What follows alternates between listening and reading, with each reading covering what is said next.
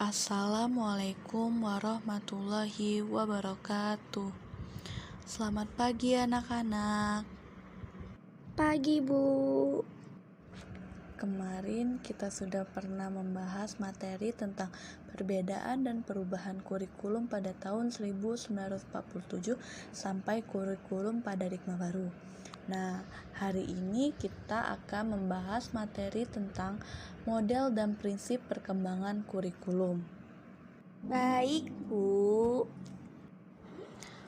Nah, model perkembangan kurikulum adalah model yang digunakan untuk mengembangkan suatu kurikulum, di mana perkembangan kurikulum dibutuhkan untuk memperbaiki atau menyempurnakan kurikulum yang dibuat untuk dikembangkan sendiri, baik dari pemerintah pusat, pemerintah daerah, atau sekolah.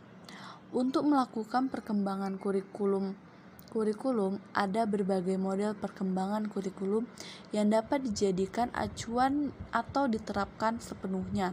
Secara umum, pilihan model perkembangan kurikulum dilakukan dengan cara menyesuaikan sistem pendidikan yang dianut dan model konsep yang digunakan.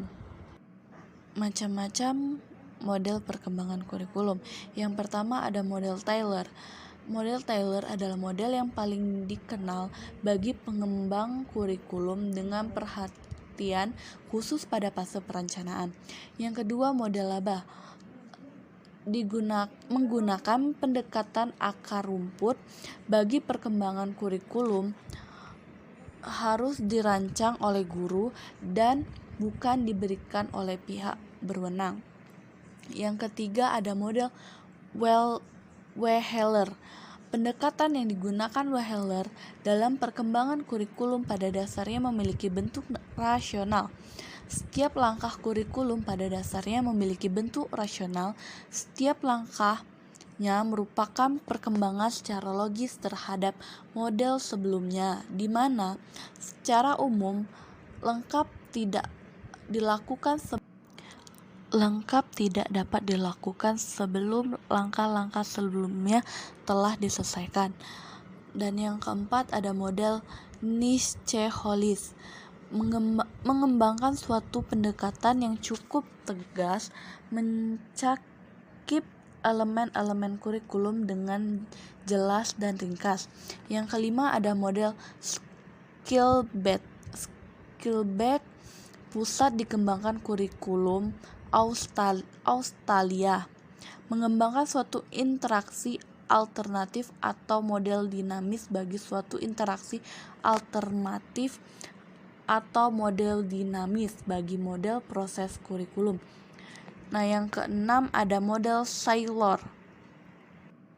Model ini membentuk curriculum planning, perencanaan kurikulum. Untuk mengerti model ini, kita harus menganalisis konsep kurikulum dan konsep perencanaan kurikulum mereka. Nah, ada juga kurikulum diperkembangkan berdasarkan prinsip-prinsip yang dianutnya, antaranya prinsip umum.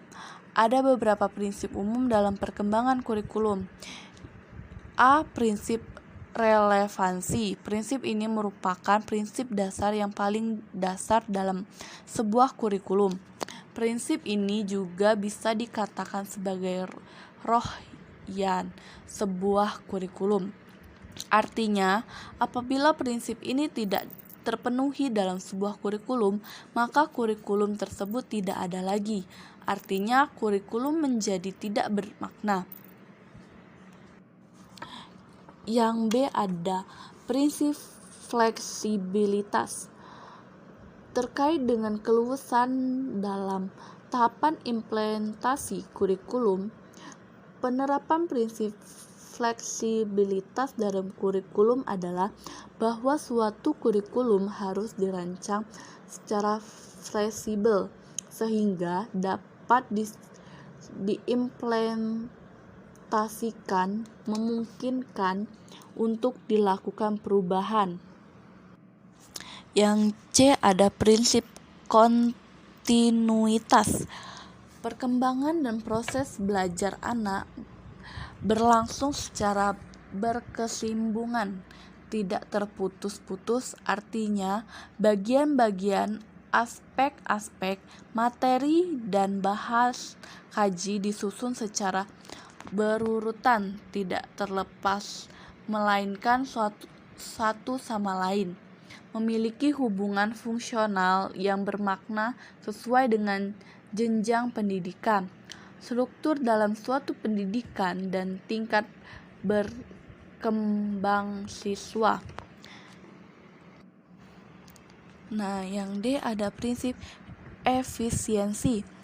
Kurikulum mudah dilaksanakan menggunakan alat-alat sederhana dan memerlukan biaya yang murah.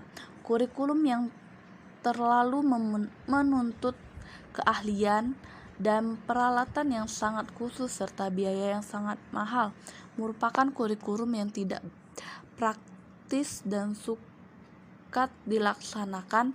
Dana yang terbatas harus digunakan demikian rupa dalam rangka mendukung pelaksanaan pembelajaran.